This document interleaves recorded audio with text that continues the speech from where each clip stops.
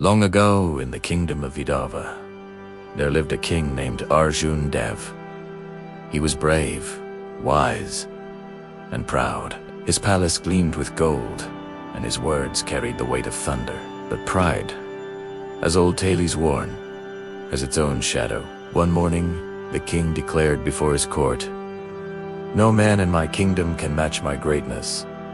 Not in wisdom, not in strength, not even in spirit." The courtiers applauded, for who dares contradict a king?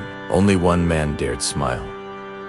Quietly, Rishi Dharmapala, an old wandering monk who sat near the palace gate, feeding birds from his palm.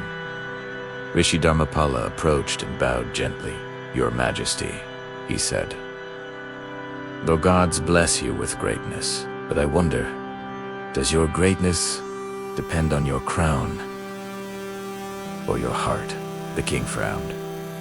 "Are you questioning me, old man?" The monk smiled.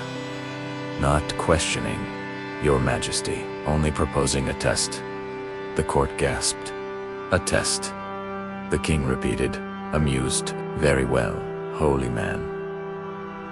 What do you propose?" The monk pointed to the courtyard. "Well, tomorrow at sunrise, come dressed not as a king, but as a common man. Bring nothing but a clay pot filled with water. I will do the same. We shall walk through the marketplace and see whose water remains untouched by dust." The king laughed. "A pot of water, that is your test of greatness." "Indeed," said the monk, "for water is pure and pride, Your Majesty, is dust." The king, intrigued and slightly insulted, agreed. Dawn. Birds call. A golden glow spills across rooftops. Two figures walk toward the marketplace, one in royal disguise, the other in humble robes. The king carried his clay pot proudly, wrapped in silk. The monk's pot was plain and simple. As they entered the crowded market, the king held his pot high, guarding it carefully. People bowed as he passed, curious about his strange attire. But the more he walked, the more eyes followed him. Some whispered. A chalice pointed, a cart passed by. Dust rose into the air. A speck landed in his pot. The king frowned. He hurried on.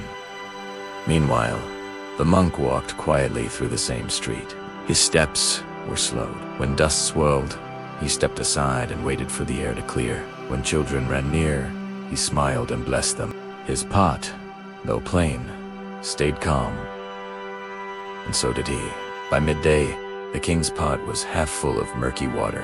Both men arrived and placed their pots before the crowd. The people gathered, merchants, farmers, children, all curious to see what this was about.